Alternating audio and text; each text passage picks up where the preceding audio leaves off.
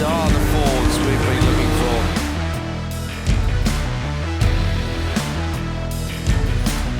That is fantastic racing.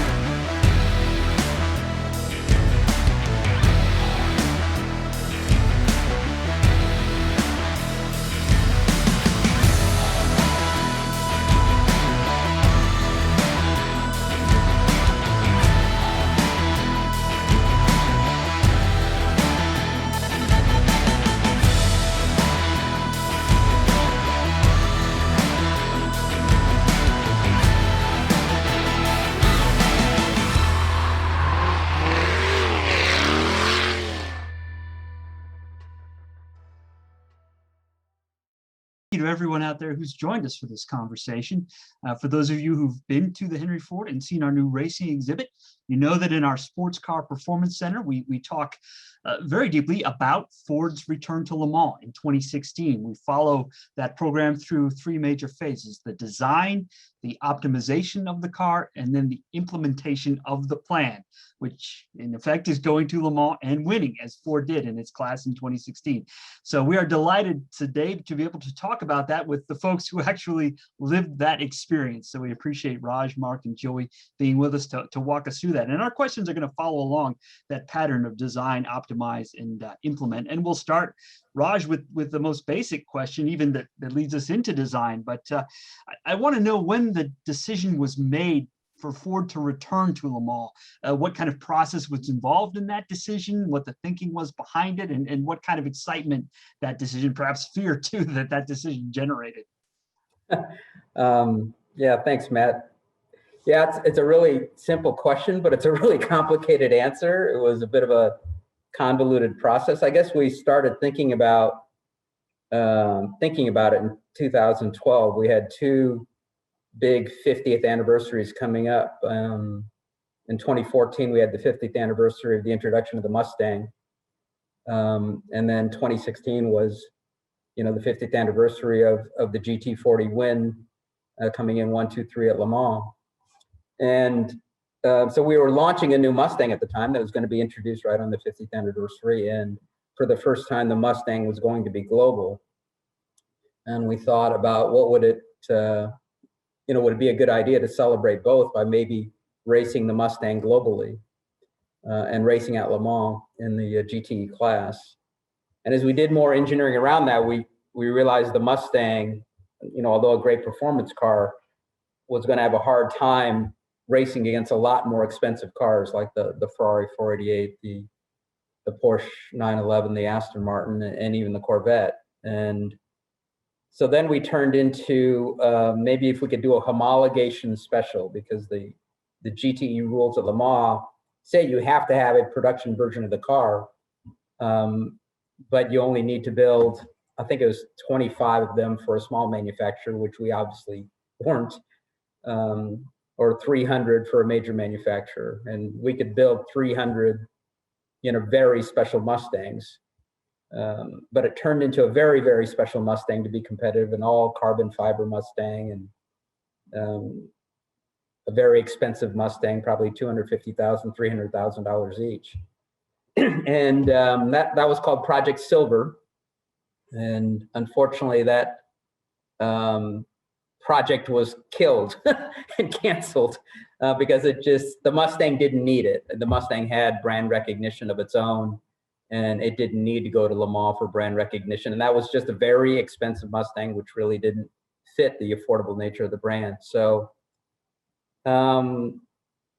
officially, the return to Le Mans was canceled. But a few of us thought, well, what if we took that concept of only building a very low number and did a Ford GT? We'd always wanted to do another Ford GT, but it was always thoughts of doing, like 4,000, 5,000, like we did in 2005, 2006. But that's a very expensive proposition.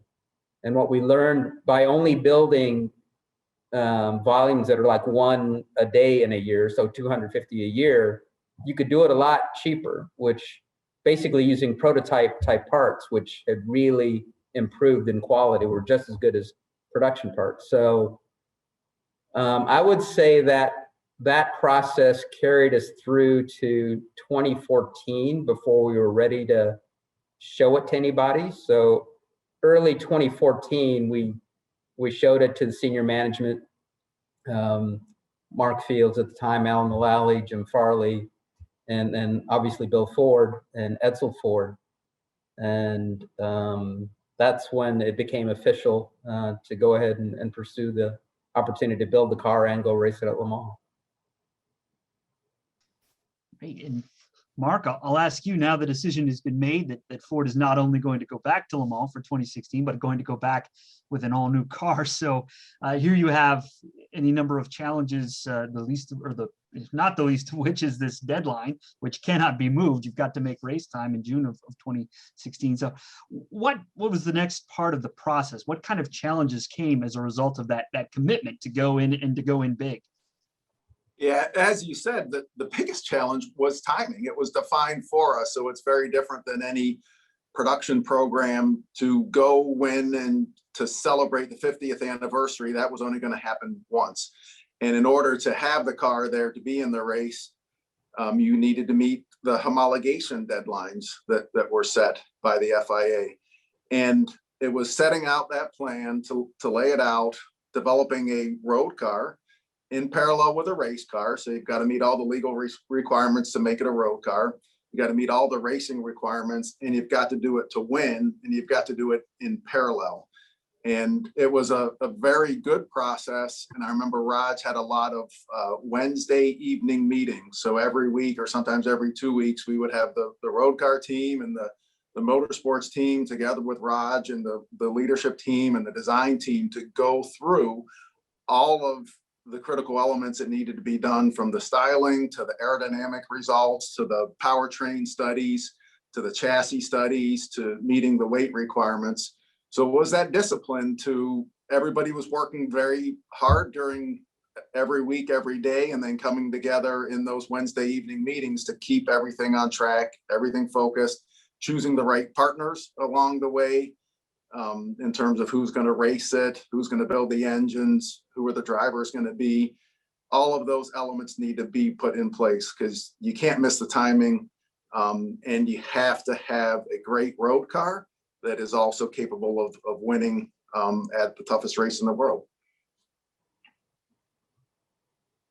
Raj, I think a big part of the lore surrounding the GT is the secrecy in which it was developed. And there's the story of the famous secret room at the Product Development Center. I wonder if you could describe first why it was developed in that secret room, and then maybe describe what that room looked like.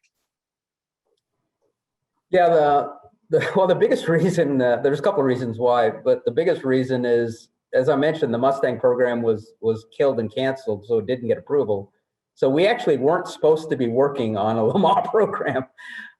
So we were, obviously working in evenings, as Mark mentioned, and still trying to put something together. But technically, Ford was not supposed to be doing a program at the time. And I think the other reason is it was such a go fast program, and so that really requires speed of decision making. And the normal Ford development process is very robust, and it's geared around building 1 million vehicles a year, and we had a very different program, and so it just required really fast decision making.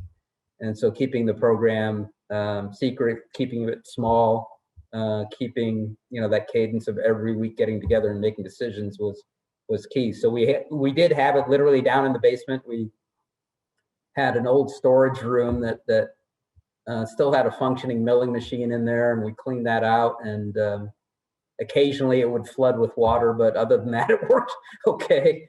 And we even got rid of the electronic cards that we had for the rest of the product development center to get into secure areas. And we just changed it to a traditional lock and key. So everybody was given a traditional key to get in that was authorized to get in there. And so it was kind of neat. You walk into what looked like storage areas, and then all of a sudden you saw the GT design studio. So I love that part of the story. Here's this high-tech program being designed and protected with an old-fashioned lock and key. So it's a great throwback.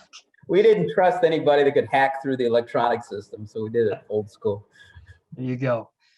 Obviously, there are a lot of parallels between this program and then the Ford program in the 60s at Le Mans, one of which is having someone or partnering with someone operating the racing team at the ground level, if you will. And certainly in the 60s, it was Carroll Shelby and his Shelby American team. In this effort, it's Chip Ganassi and his outfit. And I wondered, Raj and Mark, if you both might comment about how you connected with Chip Ganassi and how you selected him to manage this program on the ground level. Yeah, Chip, we actually started working with Chip on the Daytona prototype racing in IMSA. And so he was running that program for us and running the EcoBoost engine. So it was a very natural choice to bring him into the GT program with the amount of experience, the amount of success that he had, or we had together. He's obviously, one of the most successful race car team owners in the United States and between IndyCar and IMSA and NASCAR, and just an incredibly experienced team and a great ability to select the right drivers and just a larger than life personality on his own. So it was a pretty natural choice, I think. Yeah, I would just add to that, right? That where we go racing, we want to win races and championships, and Chip likes winners. So we knew we wanted to partner with him with his success in IMSA, and we as a company can't go race and win by ourselves. We need to have a great racing team to do that. And Chip certainly had the passion and the ability to bring the right people. That's what Chip does best. He brings in the best people and runs the team with the drivers, with the team manager. And it was a great opportunity to work with Chip, and certainly delivered. So we've got Chip on the racing side, and then on the engineering production side, Ford partners with Multimatic to build the cars. And Mark, I wondered if you could talk a little bit about how Multimatic got selected, and for that matter, Raj, you as well. I think Multimatic has been a great partner with Ford Motor Company with their expertise in engineering, from the components that they supply in production vehicles to systems and the growth that they've had over the years to full vehicles and the experience that they had in motorsports. So they were at the time, I think, very unique in terms of that combination of experiences and skills to be able to do a road car and a race car together, understanding both of those worlds. And as I said before about partners with Chip, it's the same thing that Multimatic, with the experience that we had on all those different road car programs and projects and various motorsports projects across the years, it was just a great fit to have Multimatic and Chip Ganassi and Roush Yates Engines come together for the race car program.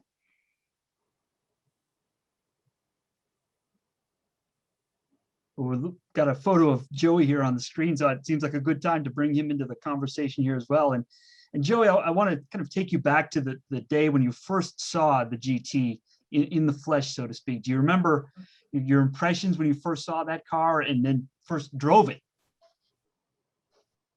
Well, yeah.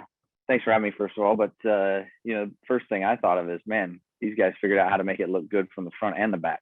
Not everybody can figure that out. This thing looked almost better from the back with the tail lights and all the things they had done in design and the where the air was going around the cockpit, and you could tell what this car was made for, and that was for going down the Mulsanne Straight. I mean, it was made to go fast, made for top speed. But yeah, I mean, it was the first time we ran the car. I mean, you see some of the pictures there where Briscoe and I were at the secret studio down below, which was one of the coolest things I've ever seen, because it's no joke. You walk down in the basement and you're walking in, there's like pieces of styrofoam that hadn't been cut yet. They're supposed to be shaped into the next new Ford car, right? I'm like, where are we going? Like this random little walkway. And then you pop into here and you could tell it was used for something different for many years. But the walls, on all three sides of the walls, left, right, and in front of you, it was basically the start of the whole process. And I never forget that. It was the road car starting, and every bit of the road car, the cockpit, all the designs that you could have and choose, the steering wheel, and then it blended into the race car. And at the very other end of the room was even our driving suits. Like they had already designed our driving suits and the team gear and all that stuff. It was all the way around the room. And to me, that was one of the most impressive things I've seen. Like you see there, Ryan and I got to sit in the car, and we were messing with the GT, the street car wheel. We got to have some input into like where the knobs would go and what we thought about it and how it looked compared to a race car and stuff like that. But one of the cool stories is when we first started moving on, we got to test the car for the first time. The Chip Ganassi guys had built the car up and had the first prototype for testing at the shop, but we were still finishing the final year running the Ford prototype, the Daytona prototype with the EcoBoost engine. And we were finishing at Road Atlanta like we always do, the 10 hours at Atlanta and Petit Le Mans. They had secretly brought the GT in a truck, and they were going to make a switch into our race truck. So the prototype, it was going to be its last race. They were going to come down with about an hour to go in the race, and they were going to just kind of secretly put the GT into the race truck, and we were going to head on to Daytona and test for the first time. Well, it was a huge rain race, and they cut the race short. It was red flagged, and so the race was short right about the time this GT rolled out secretly, supposed to go into the truck, and it just parked there, and fans are coming by, and all of a sudden it was ill-timed at that time. So it was pretty funny though. And so, that was where the switch was made. That DP car we never ran again. That thing rolled into the race trailer, and off Daytona we went and started testing. And I still have pictures on my phone of the car sitting there, all black, all carbon fiber, with just a couple stickers on it. And I think the first time we drove it was, you always wonder, like, I've been involved in a lot of development of race cars, and you always wonder that first time, like, did in this case, did they get it right? Let's hope. I'm always open. Let's just please drive okay. I know it's not going to be the most perfect thing ever on the first day, but you get out there and like, oh, this thing's pretty good. I've driven a lot last Daytona. Oh, this thing's pretty good. And you start going. Like, man, this thing's really good. So I knew we were on the right page right from the get-go, because we had, you jump in, you felt comfortable right away. And from there, it took off. We started just testing and racing and testing.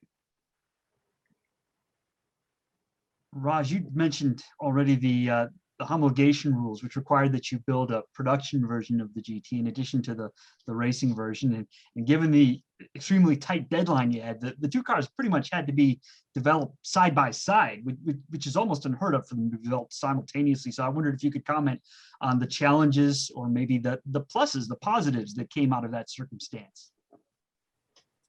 Yeah, I mean, that's exactly right. Usually, for GT racing, the road car is developed and basically completely done, and then you start working on converting it to a race car. So we did not have that time. We lost a year with the Mustang proposal, so we were probably a year behind, and we had to develop the race car and the road car at the same time. I think there was a lot of benefit to both the road car and the race car because of it. For the race car, we really got to get a lot of input about what the race car needed right in the initial design of the vehicle. And there's some pretty unique things about the GT that wouldn't have happened if we hadn't done that. And one example is the roll cage. I mean, you're kind of looking at a picture of a buck, and you can see that a little bit of the upper structure there, but most of the time on a race car, you start with the road car and you build a road cage inside the regular road car. But what we did was we built the roll cage as part of the design of the road car. And by doing that, we were able to make the passenger compartment much smaller, because you didn't have to have the clearance to the regular roll cage from the driver's heads and everything. And so the reason that the GT can have such a small passenger compartment and still package a roll cage is because every production car has that roll cage built into it. So there's a lot of examples like that we really thought ahead for the race car that went into the road car. And I think the road car performance gained a lot by that as well. So I think both the road car and the race car had a lot of advantages of doing it simultaneously. The downside is it's just really hard to do. It's hard to do two programs in parallel and engineers having to wear dual hats, and you're thinking about all the, you know, durability and crash and emissions requirements for a road car, and then you're thinking about all the homologation requirements and just, you know, the speed requirements of the race car, all at the same time. So it's literally doing two programs at once, and pretty tough on the team, but they obviously managed to pull it off. We'll shift focus here and start talking about the racing side of this beyond just the design of the initial stages of the project. And you know, we talk about racing being a team sport in our exhibit. In any form of racing, there's always a team involved. But in endurance racing, you know, even the driving is done by teams. Obviously, no one person is going to race for 24 hours. So I'll open this up to both of you, Mark and Raj. What were you looking for in terms of criteria as you started to assemble your driver teams for these cars? And in particular, what was it about Joey that made him an ideal fit for the program? Yeah, I think part of what I said earlier, it's all about partners and finding the right organizations to go racing and to be successful. And certainly the driver is, at the end of the day, maybe the most important, because they're the one sitting in the car that's going to drive it around the track into the finish line to get the checkered flag. So you definitely want a driver that is fast and capable behind the wheel, but not just for one fast lap, but for these long 2-3 hour stints that we have in endurance racing like this. But knowing we had this new car, we needed very good development drivers that can't just drive, but are also able to understand, break down what's happening in the car, and articulate that back to the race engineers and the team, so that we could then make changes to the car or design changes, tuning changes, to make it faster and fast for the 24 hours. But I think what really set this group of drivers apart is their ability to come together as a team of drivers and with a greater team, that they wanted to win for themselves, but probably more importantly, they wanted to win for the team and to not be selfish. And that's very hard to do, to get that right group of people. And it was I think a really good process led by Chip and Mike Hall and with Raj and the rest of our 4 team having input and consideration into that. I think we came across not just with great drivers, but a great team of drivers, especially how they came together in each car, I think was tremendously well done. And Joey, you were partnered up with Dirk Mller and Sebastian Bourdais, and I wanted to ask you if you had any input in how those team assignments went. And I would ask you also, you know, coming into this program and realizing what it represented for Ford, going back to Le Mans on the 50th anniversary of their first win there, did that put any extra pressure on you? Did you feel any extra sort of anxiousness or worry because of that? Well, to answer the first question, I mean, I was one of the first guys signed, so I did get like, hey, what do you think about this guy? What do you think about this guy? And for me, Dirk Mller was an easy one because we were teammates at BMW and won a lot of races together, and we knew each other. I always call him my German brother from another mother. He was, you know, we ate at PF Chang's, we did all the stuff. We've been all over the country together, and so it was an easy one for me when they said Dirk's name. I'm like, absolutely. You know, you have to have, like Mark saying, you have to have a great team. You have to be able to play the team. But, you know, there's a lot that goes along with that people don't think about in endurance racing. I mean, how you sit in the car, you know, if you're not the same size, who's gonna give up a little bit here, a little bit there. Luckily, Dirk and I were similar, but, you know, he would make a seat. I fit in it. I got a little longer legs. I deal with it. He's got a little shorter arms. He deals with that. So there's a lot that goes with that. And then you get to tuning the race car. You know, we go to a racetrack, a different racetrack every week, and you have to know, like, yeah, this car is really good for me, but is Dirk gonna love it, right? Or is Dirk really gonna dislike this, even though I like it? Well, that doesn't do me any good. If I start the car and love it, and Dirk finishes the car and doesn't love it, we lose. So you have to think about that too, and that's why you know, for me, having Dirk was a no-brainer, because we already knew what we wanted as teammates. And you know, and then Seabass, I knew Sebastian from before, didn't do a lot of racing with him, but I knew him, and you know, he came in, didn't know really what to expect. He came in and just wheeled the car. I mean, he was a 4-time IndyCar champion, and yeah, he just gets in and wheels the car. He has his opinions here and there, but when it was all said and done, if I calmed him down a little bit here and there, he would get out there and just wheel it. You know, like if it's raining, doesn't matter, he wheels it.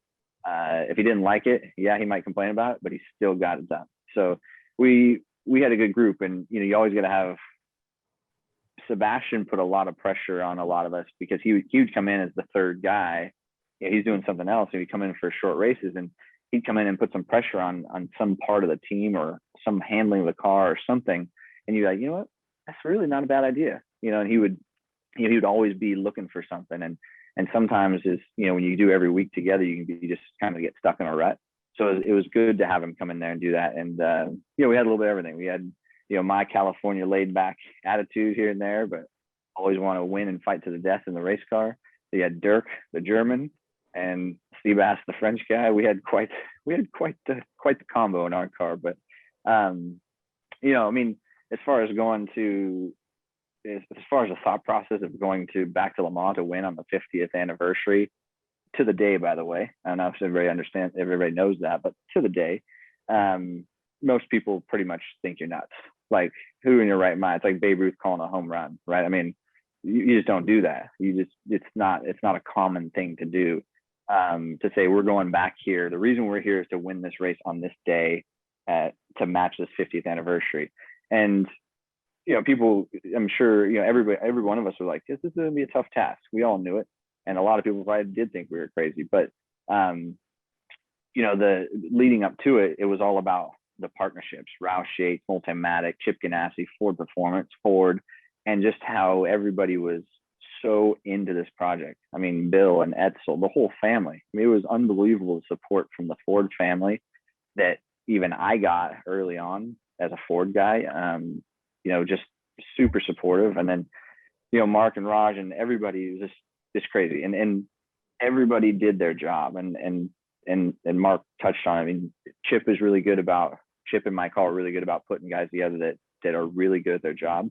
But, you know, these guys right here, these other two guys and this panelist, you know, did a great job of putting people together too, because they were the ones making decisions on this, along with some other people, but especially them. So, you know, it was all just, you can look back and say, man, there was some good call right there, and that was a good call right there, and that was a good call, and it all added up to, yeah, we won on the 50th anniversary of that win in 1966. So one of the cool things, I'll just tell this real quick in case it gets lost, because I got to be able to get close with the Ford family since I drove a Ford, and Edsel and Bill especially. But Edsel was standing on the grid on that year in 2016. And I was standing there with him, and we're just, you know, talking about it. And he's telling me that you know, he had been there for the first win in 1966, and he was a 16-year-old boy. And he was telling me how different it looked in the grandstands. You know, this wasn't there, this wasn't, whatever. And he said, well, it's good to be back. And I'm like, wait, what? He's like, yeah, I haven't been back since. So he hadn't been back for 50 years either. And that to me was even cool. Like, he showed up for this event, hadn't been back. We're all going to do it. The whole family's there, which, you know, was again crazy. And yeah, there was some pressure, and Bill got into one of our little meetings there and put a little more pressure and said, hey, let's get it done, boys. That's the short version of it. But yeah, it was cool. And, you know, ended up getting it done, and, you know, we made some more history. To me, that's the coolest part. I mean, I talked to you guys before we started this, that I would love to get to the museum again and see this exhibit, see our race car, which is the exact race car that left the track, still got the dirt and the bugs and the hole in the fender, and even got our water bottle in it, and our seat still. I'm not sure you may want to take a sip of that water bottle after 5 years, but whatever. But I would love to see it also, because we made history. I mean, that's whether it's not saying it's more or less than all the other history was made at Ford Performance and Ford, but I'll tell you, it was damn cool for me, for my name to be on that car sitting in that museum, hopefully for the rest of its life. Well, that's terrific. And yeah, I'm glad you mentioned that, you know, 50 years to the day, because you're right. That's a point that I think sometimes does get lost, or people don't realize that. But yeah, we should reiterate here that it wasn't an easy path to victory. There were some problems along the way. So I wonder if we could talk for a few minutes about the car's competition debut at Daytona, at the 24-hour there. And Raj, I think you were quoted as saying that, going into that race, the only thing you were sure of was that something was going to happen there that hadn't happened in testing. In other words, something unexpected, unanticipated was going to go wrong. And I wonder if you could talk about what in fact did go wrong and how that affected the program. Yeah, 2016 Daytona was not a great event for us. Joey mentioned it that a brand new car, and particularly one that didn't even have a production car done, right? So just everything was new on it, even stuff you take for granted. The door hinges were new. That in endurance racing, that you just takes 2 or 3 years to get a car sorted. And even the GT40 first season in '64 was a disaster, and 1965 wasn't much better. And so it didn't win until its 3rd year. And so for an expectation that you're going to win in your first year is frankly not very reasonable. But at the same time, the testing had gone really well. Joey mentioned when we first drove the car, it wasn't, even a shakedown. It was ready to start tuning it. And as we even did the endurance runs on the car, the EcoBoost engine, which had already was really a race-proven engine from the year before when Joey and Scott Pruitt were racing it in the Daytona prototype. But it was doing well on the dyno. The car was doing well on the track, and I think we almost felt like it was going too good. Testing was going too good. We wanted stuff to break in testing, not to break in the race, and yeah, so we started Daytona, and pretty soon in we lost the shift actuator, and that was really frustrating because that was a part that was exactly the same on almost every other car in the field, but it broke on our car, and we later found out the supplier had made a engineering change, and then we had some electrical issues, and it turned out to be partially caused by the TV cameras that were in the car. So, obviously we weren't testing with the network's TV cameras prior to the race. And so just those type of issues, resulted in us, really being quite a few laps down at the end. We had a fast car, which was good. It's easier to get a fast car to be reliable than to take a reliable slow car and try to get it to be fast. So, that aspect was, I guess, good news, but I think we were all a bit frustrated and disappointed coming out of Daytona. Mark, you have that bumpy patch at Daytona, and in fact, some more bumps at Sebring too. Things start to turn around, though, I think, with the victory at Laguna Seca.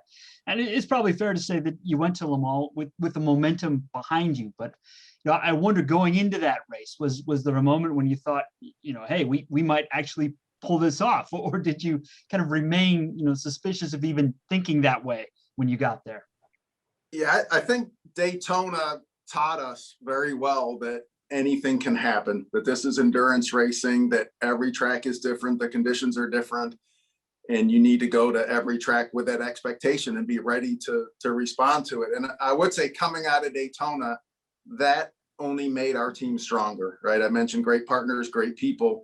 And it was very clear, even when we were laps down at Daytona because of the issues, there was no quit. There was no give up from anybody on the team. We just looked at each other and said, okay, this just became a great 24-hour durability test for us to continue preparing for our ultimate mission of Le Mans. So we left Daytona with a work plan. I remember driving across to the Orlando airport with Dave Parasak and Raj Nair and making our list of everything that we knew we had to fix before Sebring.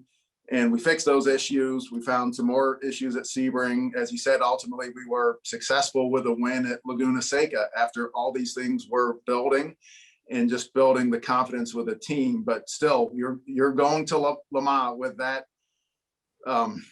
concern. Okay, what are we going to see new here? So we didn't go there confident or certain that we were going to win. I think we went with respect for the race and respect for the competitors, but knowing that we'd done everything that we actually could do to prepare for it with the people and with the cars and ready to go.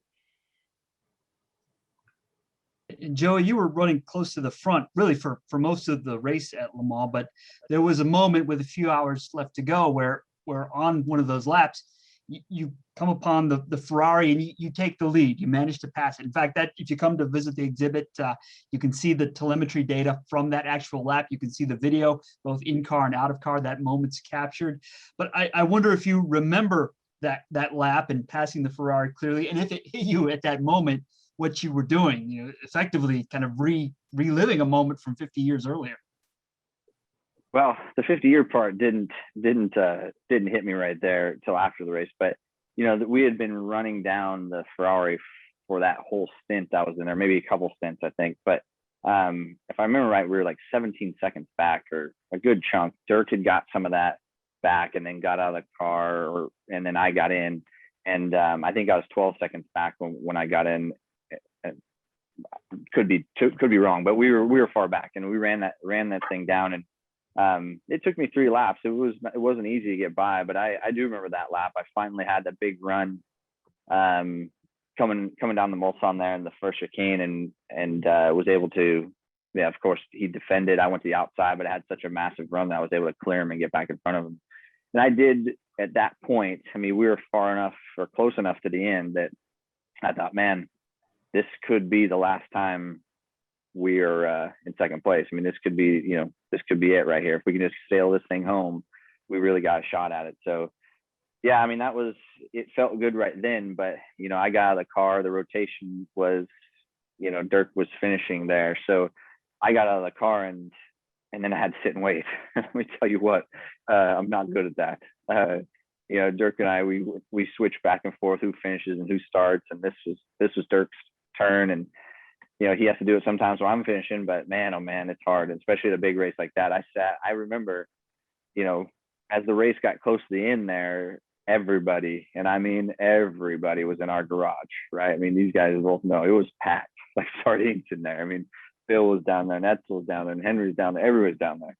And I couldn't even stay in there. I couldn't even watch. I sat back on the steps on the back of the garages and just tapped my feet and just hoping that the time would go faster. But yeah, I mean, it was pretty crazy. I mean, now to look back at that and say, and what are the chances? This whole thing, like we just talked about, of coming back and saying the plan is to win on 50 years to the day, and then have it come down to a Ford versus Ferrari battle. I mean, it's almost like a scripted movie. I mean, you couldn't make it up any better. So yeah, I mean, that was a big one. I mean, also keep in mind how difficult this race is to win, not only just for anybody, but coming in there for your first time as a team. Chip Ganassi Racing had never run Le Mans. The rules are totally different, and without getting into all of it, there's no full course yellows at Le Mans.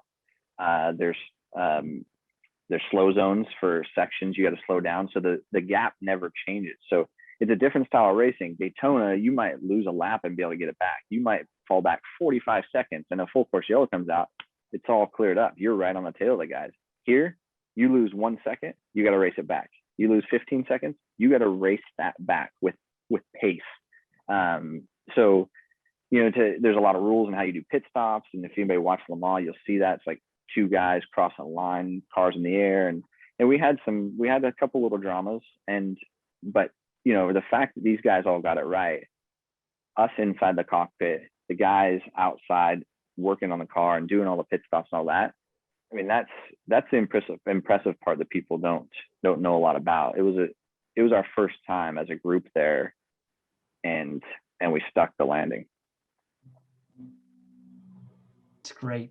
Well, I want to make sure we have some time for some Q&A from the audience, but I do want to ask one last question. And Joey, I think you've already answered this beautifully, so I'll ask it of Raj and Mark in turn. But what did it mean to you personally? How did it feel to win that race, the 24 Hour Le Mans, 50 years later to the day after Ford's first win. And, not only to win the race, but to complete that program, which was put together so quickly, done under so much pressure. What was that success like for you?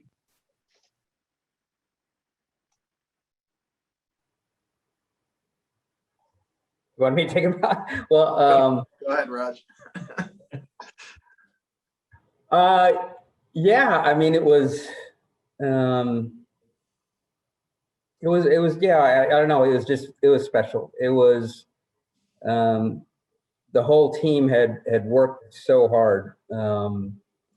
And, we had started off as just, honoring that, probably the greatest win in Ford's motorsports history. Ford had won everything. It has won everything it's ever participated in racing, whether it's winning in Formula One, winning in IndyCar, winning in NASCAR, winning in drag racing, winning in rally car. But that win in Le Mans in 1966 is the highlight of Ford racing, the 1, 2, 3 of the GT40s. And so I'm not sure we quite understood what we were saying when we were going to honor that by going back and racing at Le Mans. And as the program progressed, and certainly as the racing season progressed, the pressure was just building up and up and up. And Joey's right. I mean, particularly at the end there, where you're standing there and Bill Ford is on your right shoulder, and Edsel Ford is on your left shoulder, right?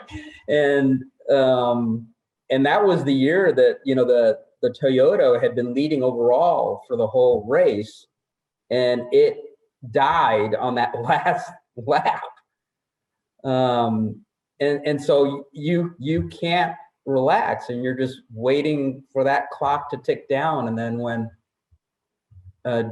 Dirk crossed the line, I think even had a little bit of a delayed response. I was actually waiting for our third place car to cross the line as well, and I didn't want to celebrate and jinx that. And when it came across, it was just, a huge feeling that we had done something for the entire Ford family, for the actual Ford family. It was there, Bill and Edsel and Henry and the rest of their family, but also for all of our employees, and also for all of our own families who had made so many sacrifices while we were working night and day to deliver the program. So yeah, it was just, I think I said, I hoped everybody was proud of us because we did it for them.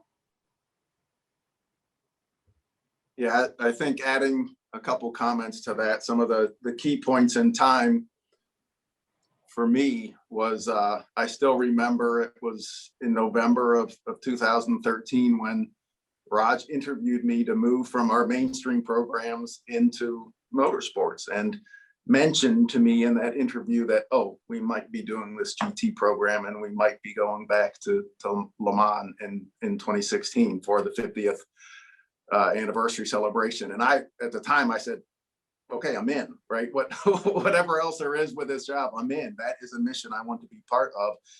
And as we talked, the timeline was so tight preparing for that. So in many ways, we were all as a team, as individuals, we were heads down, working and focused on this program. That in some ways, that 2.5 years from starting the job in motorsports to starting racing, and then another 6 months later being at Le Mans racing, I remember in the middle of the night, in the middle of the race, it was almost like, wait a second, I've been on this mission, I've been so focused on it, and suddenly here we are in the middle of this race, and we're in this race, we've got a chance. And certainly didn't think we had it locked at that point, but knew we had a chance. But I never, until the checkered flag flew, I didn't let myself believe that it was really happening, right? And then when it did, when Dirk crossed the line, and as Rod said, to be in the garage surrounded by Edsel Ford and Bill Ford and all of our executives and the people that we had done it with Raj and Dave Parasek and all the team members, to actually be there together and to have that success. And the picture that you're showing there, with our drivers up there with first and third, and with Bill and Edsel, that was a special moment. But then I think it was Raj, 2 weeks later or 3 weeks later in Dearborn, we had a celebration, or maybe it was 4 weeks later, we had a celebration in Dearborn where we brought the car, we brought Joey and everybody, and we had an event to celebrate for the company, for our employees. And I remember going to that and seeing all the employees that were coming and how excited they were and how much it truly meant to them. So like Raj said, right, it wasn't for us as individuals, or even as a racing team, for everybody participating. It was for the Ford family. It was for the Ford Motor Company to have that success, to celebrate what had happened in 1966 and to go back and do it again. So that, to me, was very special as well, the celebration that we had in Dearborn. Well, that's terrific. Well, I appreciate both of those answers. And with that said, we'll take a couple of questions here from the audience. And the first one, I think, Mark, probably best goes to you. It's from John Fly from Raleigh, North Carolina. And he wants to know what lessons were learned on the Ford GT, and for that matter, the Mustang GT4 program, that will be carried over into future racing efforts. Wow. So we're always building with the approach that we have, innovation and tech transfer. So we try to apply whatever we can learn in racing across our different racing programs, but also to our road cars. So to me, that was some of the biggest success from racing the GT, or especially the EcoBoost engine, the V6 EcoBoost engine. We learned a lot, even when we were racing it as a Daytona prototype. I remember racing a prototype crankshaft at the 12 Hours of Sebring when we won in the Daytona prototype. And that then impacted the crankshaft design into the road cars that use the 3.5 EcoBoost. But our racing program, it transfers directly. So even though in NASCAR, it's obviously a very different car than a Ford GT, but the aerodynamic tools that we used and successfully in the Ford GT program, that then impacts our NASCAR program or our WRC program, or the use of the simulator. Joey's a great example, right? He's used the simulator for the Ford GT program, and we've got Joey helping our NASCAR program with his ability to drive road courses and to use a simulator effectively. So it's those kinds of things that we're always looking to spread across all of our different racing programs. Terrific. And Raj, I think the next question maybe goes to you. And this is from Nick Holland, who's joining us from London, England. So Nick, we appreciate you staying up late to be with us. And the question, Raj, is kind of an age-old one, but how would you characterize the Ford GT? Would you say it was a reliable car that you made faster, or was it a fast car that you made more reliable throughout the development process? Yeah, I would say it was a fast car that we had to get reliable. And, I mean, I think Joey could speak to this as well. I actually drove the race car I spent a lot of time in the production car, the road car, developing it, but we left the race car development to the race car drivers. So I actually drove the race car for the first time a couple of weeks ago, and it's so similar to the road car, and it's not just fast, but we like to call it's an honest car. It tells you what it's going to do. It doesn't try to trick you and get evil at times. And so when you start off with a car that's fast and start off with a car that we kind of call it's got good manners, right? Then you got something you can work with, and getting it reliable was the key part, particularly for Le Mans, because you have to have both. You have to have the pace, because Joey just mentioned you're not going to make it up on yellows. It's not really going to be a strategy race. It's going to be a speed race, but it's 24 hours long, so it's just brutal. Fortunately, we had a design that was really, really good to begin with, and we just had to get some reliability issues behind us. And yeah, fortunately, it worked out. All right. Next question. I guess I'll throw this out to whoever is brave enough to want to try to answer it, but comes to us from Henry Payne in Bloomfield Hills. It's a name that'll be familiar to readers of the Detroit News, but he wants to know, let's take a look at the future, the year 2066. Let's say Ford goes back with a new generation GT. What will that car look like? And I presume he doesn't just mean look in terms of the physical appearance, but what will that car be? That question's not for me. unless what's the cockpit look like? It's the only thing I care about.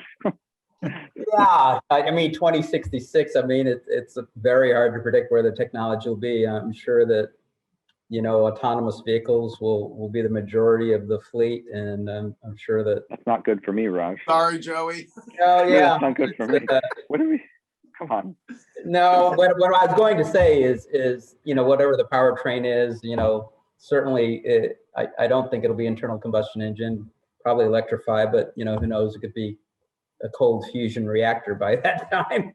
But I think racing is still going to be, guys like Joey still having a job. There's such the human aspect of that man-machine interface. And even though that, there may not be drivers on the public roads in 2066, I think the human aspect of racing, along with the technical aspect of racing, is what makes it such a unique sport, that man-machine interface. And I keep telling people, we still race horses. So, we don't use them for daily transportation, but, it's still a big deal. Racing horses, and I think motorsports is got that type of passion, if not more. And so whatever the road car technologies are at that point in time, I'm sure there'll be a big transfer, but I think the race car driver and the sexiness of the race car is going to be with us for a while. Joey, here's a question for you, and this comes to us from Francois Demont in France. So another one, we thank you for staying up late to be with us. Francois wants to know, what is the feeling like as you're standing there on that podium at Le Mans, having won the race? What does it feel like? Well, it's the most impressive podium I've ever been on. I've been told stories about it, but when you look over, they allow all the crowd to come onto pit lane and onto the front straightaway, actually. So they open up all the gates and it just floods with people.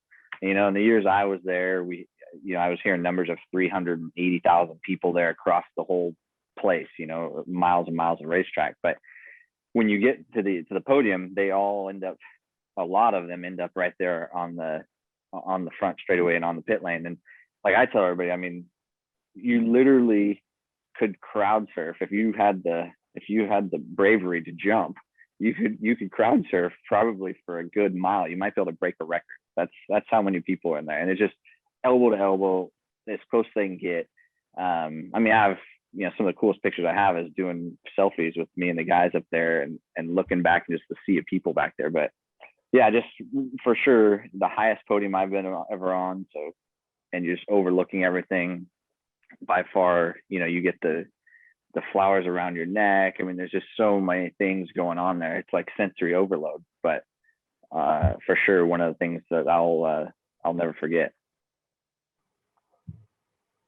I'll use my moderator's privilege here and ask one last question of all of you. But if you could characterize Le Mans in sort of one or two sentences, I wonder how you would do it. And I'll preface this by saying I've heard it described from several folks as sort of the Burning Man of motorsports. People are just there kind of living the life for that 24 hours. So I wondered how you would describe it. Well, I'll go for it. I mean, I have a tough time with one or two sentences, but I will say that it is the ultimate test of man and machine, right? Like, and that's what they've always talked about. But when somebody says, a 24 hours is a 24-hour race, no, not from the cockpit. Not. Le Mans is a special 24-hour race. It plays much more mental, much more difficult on the eyes, just a much more difficult race of any other 24-hour race I've done. I mean, when you get done with the 24 hours of Le Mans, you do your 2 hours at a time, but you only have 3 guys you can do it with, and you have to come, you're right back in the car in 4 hours and do it all over again. Not a lot of time to sleep. It's dark. There's fast cars passing you. You're passing other cars, and it's like, I always say, I live here in California, and I-5 always gets foggy in the winter. It's like driving I-5 in the fog. Your eyes come out of your head, your hands are sweaty, your knuckles are white, and then when you stop, you're like, whew, and you're just winded, right? It takes you a couple of days to get over Le Mans, but it really is the true test of man and machine, I think. Raj, how about you? How would you describe it? Yeah, I mean, I think it's obviously, one of the crown jewels of motorsports, whether it's, Monaco or Daytona or the Indianapolis 500. I think Le Mans is right up there, if not the pinnacle of just the history behind it and the tradition and the fans' passion. I mean, you feel it. You can feel how much the fans care when you're there. But I think what differentiates it is a little bit what Joey mentioned, that, of those four, and obviously tremendous respect to any driver, any team that's won any of those. But having some experience a little bit in all of those, either, from the Ford side or the Multimatic side, I think Le Mans is the hardest. It is just brutally hard. Everything, everyone, every single person on that team has to get it right to be able to win Le Mans. And so it's when you've had the privilege of working with a team that's delivered on a victory at Le Mans, it's a tremendous privilege and tremendous honor. And Mark, some thoughts from you? Yeah, I think as Joey said earlier, and similar to what Raj said, you've got to have the best people, the best organizations, and you've got to be on your game for the entire 24 hours. There is no reset with a full course yellow. You've got to execute on everything. And because the best in the world are there competing, the best teams, the best manufacturers, the best drivers, it raises everybody up to that higher level to do it at a track like that with so much history, with so much passion across all the fans that are there. You feel that as soon as you walk in there, and even along pit lane or in the garages where we spent most of our time. We didn't get to go out around all of the track through the race, but you can feel it. It's there from the moment you arrive on the scene through the race through to the end of the race. So it's a very, very special place, a very special race. And it's an accomplishment just to be there in the race, and certainly to have the success as we did in 2016 was pretty special. That's terrific. Well, I want to give a thanks to each of you, Raj, Mark, Joey. Thank you for sharing your time with us this evening. Thank you for sharing your expertise and being a part of this fantastic discussion. We are honored to have the 2016 winner, the GT, in our Driven to Win exhibit, and we are proud to display it and to help tell your story. And we hope folks will come visit the Henry Ford to see that story in person. So thank you very much, and thank you to our audience members as well for your time and for being with us this evening.